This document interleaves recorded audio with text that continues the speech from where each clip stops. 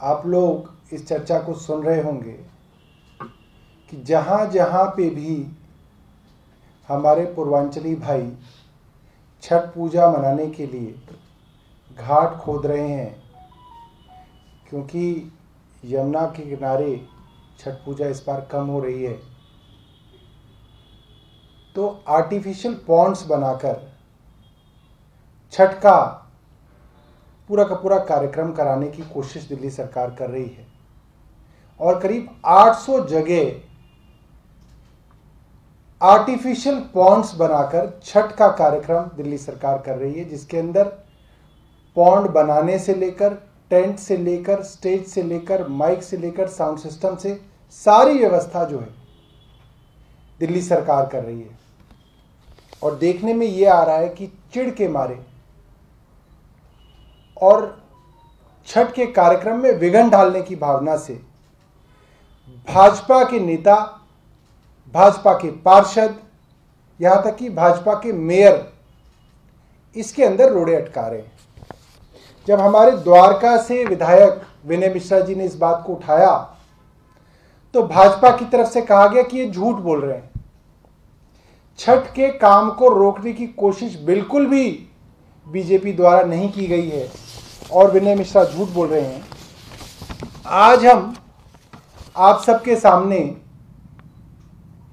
खुद एमसीडी के उद्यान विभाग द्वारा कंप्लेंट सामने करेंगे, जिसके अंदर छठ के लिए खोदे गए पिट के लिए विनय मिश्रा जी के ऊपर एफआईआर दर्ज कराई है। खुद एमसीडी के अधिकारियों ने इनके नाम से कंप्लेंट पुलिस थाने में दी है और इनके ऊपर एफआईआर दर्ज कराई गई है।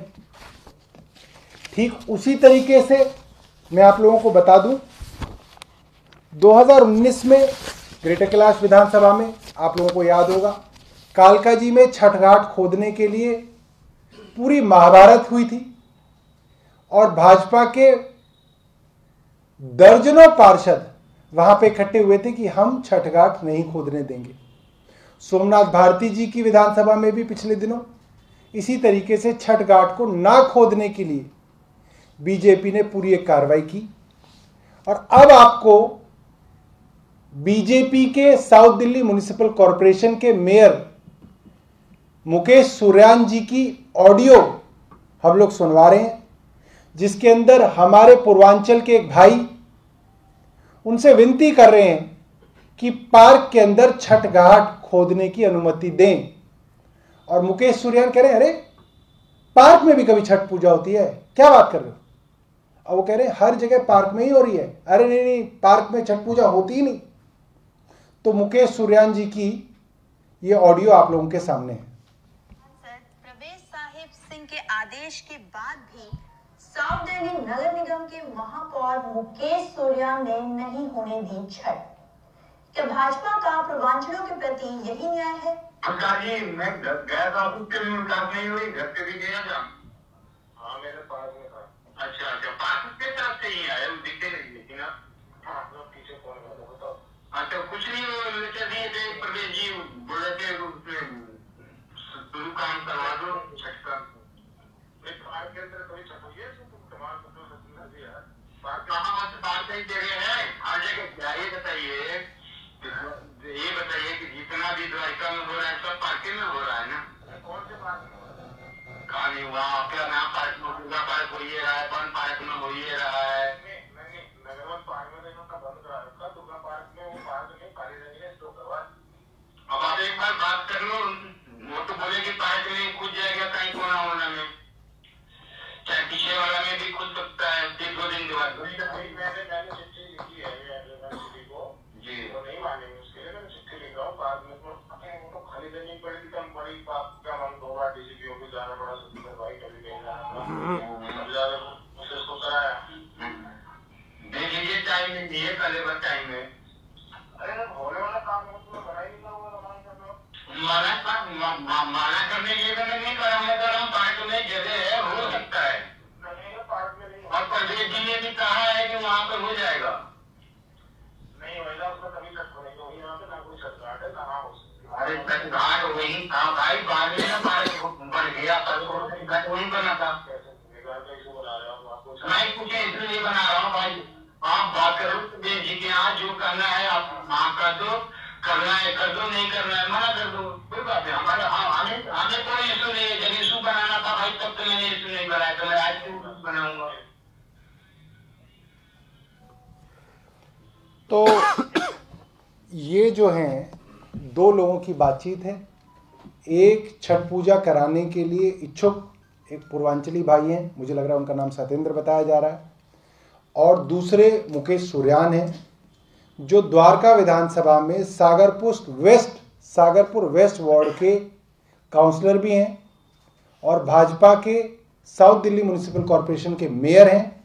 और ये बात जो हो रही है शिवपुरी पार्क के बारे में हो रही है, जिसके अंदर वो कह रहे हैं कि इस पार्क में होती है, आप हमें छठ घाट बनाने दो। और मुकेश सुरयान कह रहे हैं क्या बेकार की बात कर रहे हैं, पार्क में भी कभी होती है कि छठ पूजा।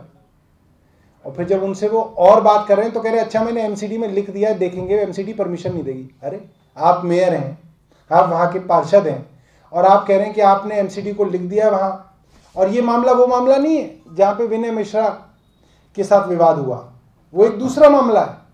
ये एक दूसरे पार्क की बात है कि हर जगह, और वो कह भी रहे हैं अरे हमने कहाँ होने दी, हमने उस पार्क में भी बंद करवा दी। इस बातचीत में वो ये भी कह रहे हैं कि हमने दूसरे पार्क में भी जो है छठ पूजा बंद करा दी। तो ये भाजपा का जो है असली चेहरा है कि ये छठ का विरोध हर बार हर साल करते हैं, हर तरीके से इसके अंदर किसी ना किसी कारण से लड़ाई झगड़ा करने की, विवाद करने की कोशिश जो है इनकी रहती है। हाँ जी चंदन जी। सांसद प्रवेश वर्मा को रेफर कर रहे हैं क्या? ये कह रहे हैं कि प्रवेश वर्मा ने हमें लिखित में कहा है कि आप छठ कर लो, और मेयर कह रहे हैं कि मैं नहीं होने दूंगा। ठीक है, एक तो ये विषय था। एक और विषय, क्योंकि थोड़ा वो जरूरी विषय था तो हमने सोचा कि आज ही इसके ऊपर प्रेस कॉन्फ्रेंस की जाए। हम लोग कई महीनों से इस बात को उठा रहे हैं कि दिल्ली नगर निगम में जब से भाजपा को ये लगा है कि भाजपा में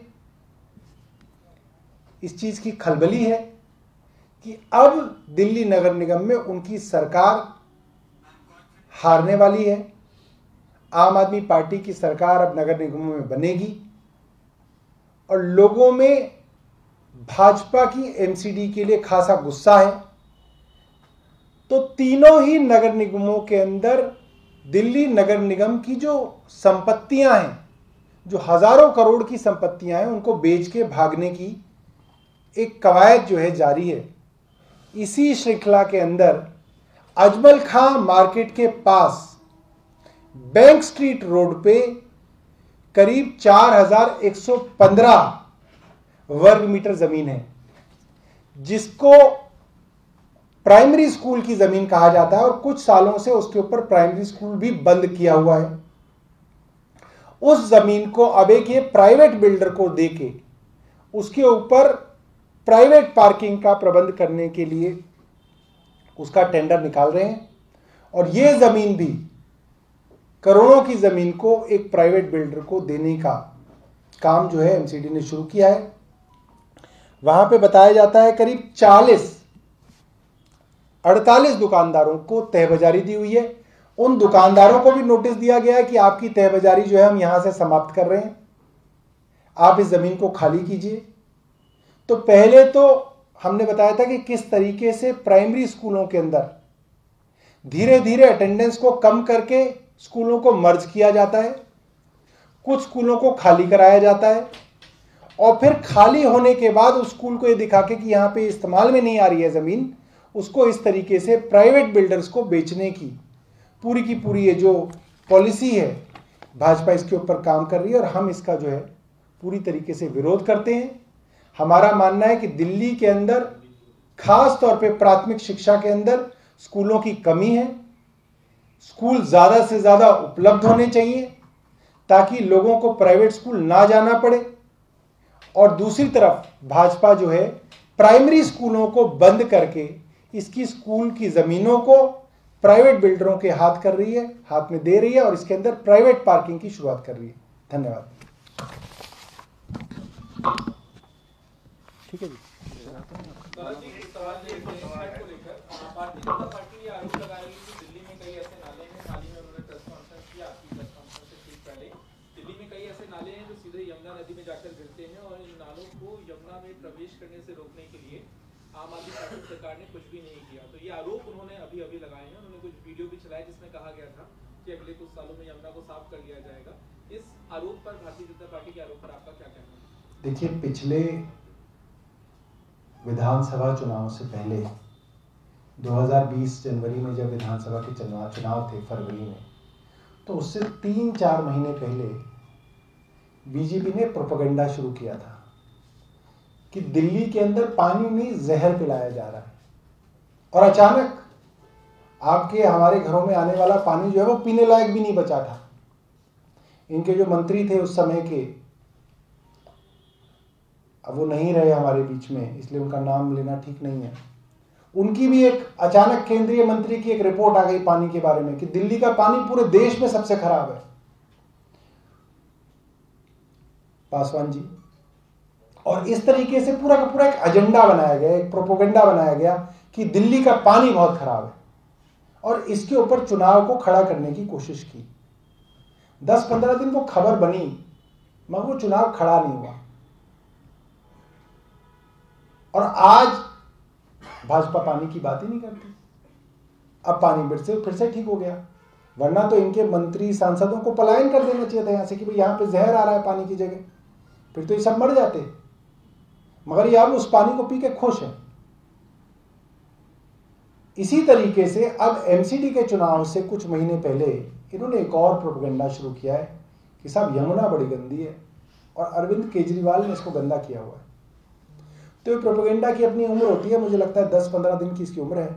ये अपने आप जिस तरह से शुरू हुआ है अपने हिसाब से ही जो है ये खत्म हो जाएगा। बहुत सारी रिपोर्ट्स हैं इसके अंदर, सीपीसीबी की रिपोर्ट्स हैं और कई संस्थाओं की रिपोर्ट्स हैं।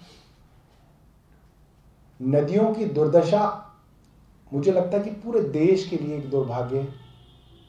चाहे वो गंगा नदी की बात करें, चाहे वो यमुना नदी की बात करें, चाहे आप कानपुर की बात करें, चाहे बनारस की बात करें, चाहे आप सोनीपत पानीपत की बात करें, चाहे आप दिल्ली की बात करें।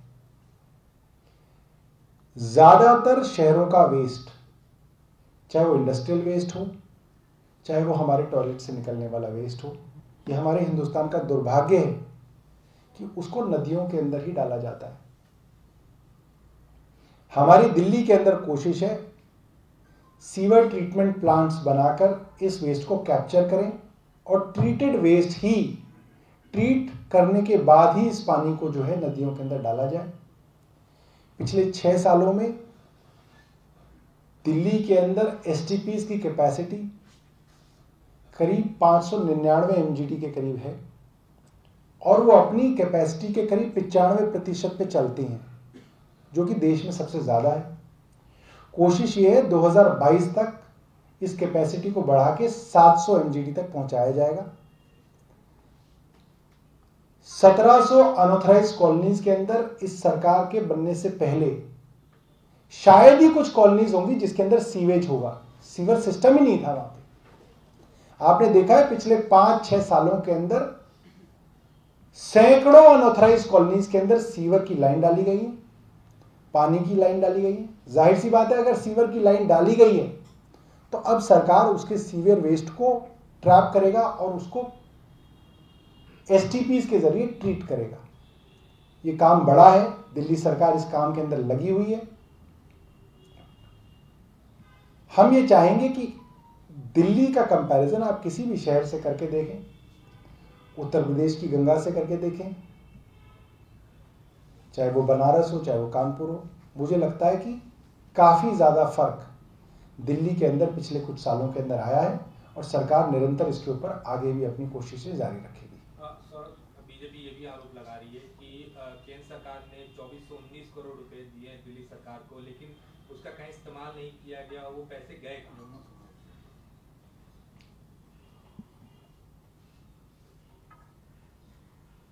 केंद्र सरकार और राज्य सरकारें नमामि गंगे मिशन के अंतर्गत पार्टनरशिप के अंदर एसटीपीज बनाती हैं। कहां कहां पे एसटीपीज बनेंगे इसकी मंत्रणा केंद्र और राज्य सरकार मिलकर करते हैं और फिर वो एसटीपीज बनाते हैं। केंद्र सरकार को करोड़ों रुपया राज्यों से इनकम टैक्स के रूप में आता है और इन्हीं स्कीम्स के जरिए केंद्र और राज्य सरकार मिलकर एसटीपीज बनाते हैं। अगर केंद्र सरकार ने किसी एसटीपीज के अंदर अपना हिस्सा दिया है तो जाहिर सी बात है वो सरकार का प्रोजेक्ट होगा और उसके कागज केंद्र सरकार के पास भी मौजूद होंगे। कोई अमित मालवीय ने बोरी भर के कोई इतने करोड़ रुपए नहीं कहीं पे दे दिए और जो गायब हो गए, वो कभी सरकार के अंदर आए नहीं है, कभी उन्होंने काम नहीं किया, इसलिए उसको इनकी जानकारी नहीं। इनकी प्रोजेक्ट रिपोर्ट्स केंद्र सरकार के पास मौजूद है, उसकी स्टेटस रिपोर्ट केंद्र सरकार के पास मौजूद है और अगर नहीं मौजूद तो उनके लिए बड़ी शर्म की बात है कि उनके पास रिपोर्ट्स होनी चाहिए, क्योंकि ये प्रोजेक्ट्स जॉइंट प्रोजेक्ट्स होते हैं और एक राज्य में नहीं, हर राज्य में इस तरीके के प्रोजेक्ट्स जो है वो चलते हैं। तो उसको एनएमसीजी बोलते थे पहले। और कुछ पूछिए। दूसरा सवाल ये भी है, ये तीसरा है। अगला सवाल ये है सौरभ कि यमुना घाट पर छठ पर्व मनाने की अनुमति नहीं दी गई। इसकी वजह ये है कि यमुना नदी साफ नहीं है। ये आरोप भी भाजपा लगा रही है। प्रवेश वर्मा आईटीओ घाट पर पहुंचे हुए यहाँ से कुछ ही दूरी पर और वो वहाँ पर बैठे हुए हैं। इसे लेकर आपका क्या कहना है? क्योंकि डीडीएम ने आदेश जारी किया कि अनुमति नहीं है, लेकिन वो कह रहे हैं कि छठ पूजा ही मनाई जाएगी। अब देखिए, ये तो उनका घर का मामला है। उनके एलजी ने कहा कि यमुना पे हम छठ नहीं मनाने देंगे, वो कह रहे हैं हम यमुना पे ही मनाएंगे। तो या तो एलजी गलत थे या वो गलत है। अब ये अपने घर में सुलझाएंगे, या तो एलजी को बदलेंगे ये लोग, कुछ ना कुछ तो करेंगे। सर एक प्रतिक्रिया आपकी इस बात पर चाहिए कि कालिंदी कुंज जहाँ पर आपने तस्वीरें देखी होंगी जहाँ काफी ज्यादा हो गया यमुना नदी में, वहाँ पर इस्तेमाल किया जा रहा है स्प्रिंकलिंग का, पानी का छिड़काव किया जा रहा है, बोट का इस्तेमाल किया जा रहा है। तो झाग तो हट जा रहा है लेकिन यमुना तो गंदी है। तो इस तर्क पर आपका क्या कहना है? देखिए, मुझे लगता है कि दिल्ली जल बोर्ड ने 1-2 दिन पहले एक प्रेस रिलीज दिया था और उन्हें जहाँ की तस्वीरें एएनआई के माध्यम से आ रही थी, यमुना बराज, वो ओखला बराज की वो तस्वीरें थी, तो वहाँ पे उन्होंने पूरा का पूरा आई थिंक उसकी कैलकुलेशन दी थी कि वहाँ पे करीब 155 एमजीडी पानी आता है रोज़ और उसके अंदर से करीब 105 एमजीडी पानी जो है वो हरियाणा से आता है और करीब 50 एमजीडी पानी उत्तर प्रदेश से आता है। एक नजफगढ़ ड्रेन के थ्रू आता है, एक गाजियाबाद ड्रेन के थ्रू आता है और ये दोनों ड्रेन्स के अंदर जो पानी है वो अनट्रीटेड वेस्ट आता है। मतलब उसको जो है लोगों का मल है या इंडस्ट्रियल वेस्ट है वो वैसा का वैसा आता है। अब जाहिर सी बात है, अगर एक ऐसी जगह है जहाँ पे इतना एमजीडी अनट्रीटेड वेस्ट आएगा तो गंदगी तो दिखेगी। उसके लिए कई बार दिल्ली सरकार ने इन दोनों सरकारों को लिखा भी है, सीपीसीबी ने भी अपनी रिपोर्ट के अंदर लिखा है, कई बार एनजीटी की डायरेक्शंस इसके बारे में हुई है, मगर दिल्ली सरकार को कोई बहुत ज़्यादा कंट्रोल जो है हरियाणा और यूपी में नहीं है। इस कारण जो है इस तरह से चल रहा है। और वैसे भी वो जो यमुना बराज का इलाका है वो यूपी इरिगेशन बोर्ड के पास आता है, वो दिल्ली सरकार के अधीन नहीं है। मगर क्योंकि दिल्ली के बहुत सारे श्रद्धालु जो हैं वहाँ पे छठ पूजा मनाने गए हैं, तो सरकार की कोशिश ये है कि वो जो झाग वगैरह जो है उसको हटाया जाए। मुझे लगता है इसीलिए वो कोशिश हो रही होगी।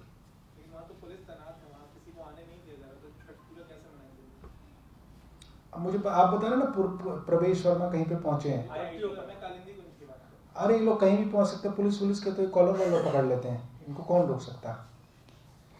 तो पुलिस तो आप लोगों के लिए और हमारे लिए है। ये लोग वहां जाएंगे तो डीसीपी ऐसा करके सल्यूट मारेगा इनको और के पीछे पीछे चलेगा, इनको नहीं रोकेगा। तो जो वहां जाएंगे पूजा करेंगे तो झाग वाग से बचाने के लिए इनको कर रहे होंगे। और बताइए, बहुत खुश हो रहे हो।